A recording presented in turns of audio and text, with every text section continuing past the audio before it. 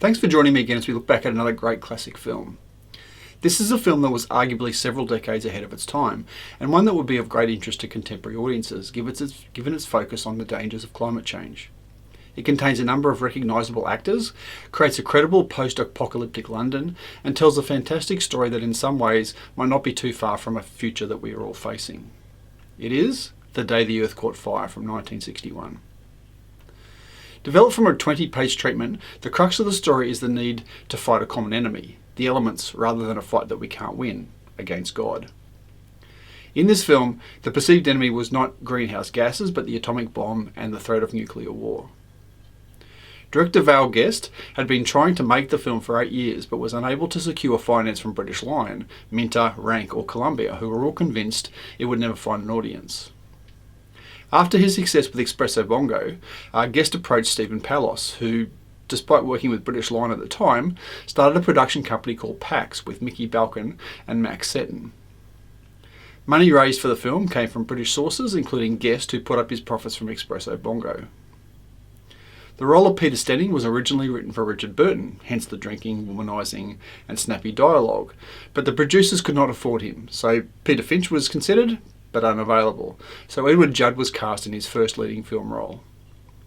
Australian actor Leo McKern, who had been a regular on the British stage since the late 1940s, was cast as senior reporter Bill Maguire, and Golden Globe winner Janet Munro, who was in search of more mature, spicier roles, was cast as Jeannie Craig, following her success in a number of Disney films. Audiences didn't respond well to her playing a sexy but downtrodden woman, but she does well in this film. Real-life Daily Express editor Arthur Christensen was cast in a support part, but could not remember a line, finally being filmed by line over many takes. Christensen's real value was in securing support from press baron Lord Beaverbrook to film on Fleet Street, and providing technical advice. In a very early role, Michael Caine appears as an uncredited police officer diverting traffic. The film was made in black and white, but with opening and closing sequences tinted orange-yellow to suggest the oppressive heat. The film, which was partly made on location in London and Brighton, with scenes of the Met Office filmed inside and outside the Ministry of Defence building in Whitehall. There was location filming on Fleet Street, featuring the real Daily Express, and the headquarters in the Daily Express building. Shooting also took place in Battersea Park, the HM Treasury building in Westminster, and on Brighton Palace Pier. Interiors were shot at the Shepperton Studios, and matte paintings were used to create images of abandoned cities and desolate landscapes. Guest intended an ambiguous ending showing the print room with 2 copies of the newspaper printed up, one saying "World Saved", the other saying "World Doomed". This didn't suit distributor Universal, who added the sound of church bells at the end of the American version to suggest that the world had been saved.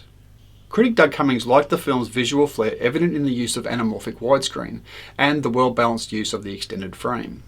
He called it an unusually literate and thematically nuanced genre film, which quotes from classic texts including the 1826 poem Casabianca, Dante Alighieri's Divine Comedy, and in the final spoken passage, a quote from Ecclesiastes 11:7. Reviewer Paul A. Green noted that it was a film of the 60s where protest and youth cultures are breaking through. Social and sexual mores are semi-formalised and girls work in typing pools, but with a touching underlying optimism. He was pleased with the clever use of stock footage of worldwide floods and meteorological disasters.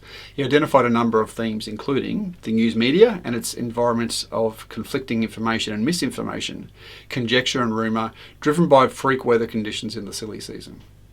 The idea that nuclear weapons testing could alter the Earth's orbit, disrupt the climate and send the planet spiralling towards the sun was a different take on the nuclear threat. There was restlessness about the restrictions of class, distrust of traditional upper class attitudes, and the inertia of the British establishment in a country on the edge of social change. Gender politics was highlighted through Jeannie, who was smart enough to run the news department but is relegated to servicing a duplicating machine. Its portrayal of the end of the world revives collective World War II memories of the Blitz, firestorms, blackouts, rationing, the evacuation of children, black marketeering and gangsterism. It asks whether post-war Britain had gone soft, unable to maintain the Dunkirk spirit in the face of new and more extreme circumstances, likely to cause society to unravel and give way to hysteria.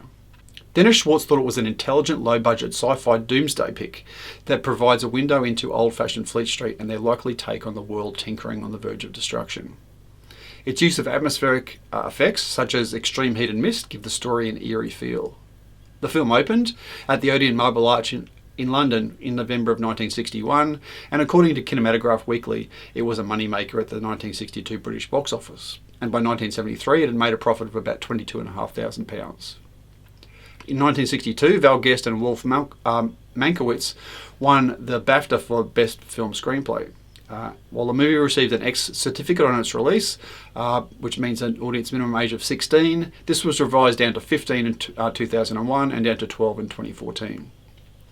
In the early 1990s, Val Guest was attached to a possible remake to be set in New York City, but this fell through.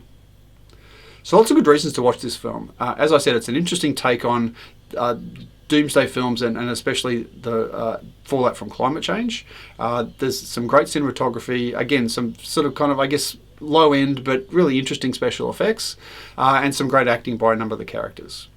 So what I'd suggest you do is that you go to our website, find our virtual screenings page, find the link to this particular film, click on it and watch it, see what you think.